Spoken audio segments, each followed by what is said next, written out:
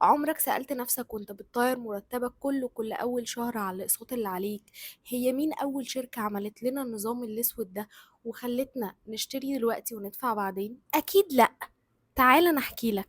في القرن ال19 شركة سينجر لمكن الخياطة عملت طفرة في مجالها. كان المكن بيتباع بي تو بي، خلقت لنفسها سوق جديد وبقت بتبيعه بي تو سي، بقت بتبيعه دايركت للكونسيومر. وطبعا عشان سعر المكن كان عالي في وقتها على المستهلك النهائي، ابتدت ان هي تبتكر نظام التقسيط.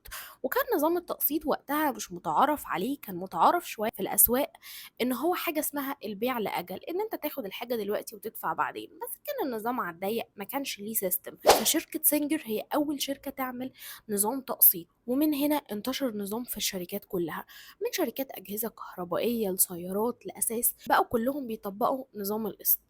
ايه رأيكم تستنوا بارت 2 واقول لكم ازاي من القرن ال19 لحد دلوقتي الموضوع اتطور وبقى فيه شركات مخصوص للتمويل والتقسيط؟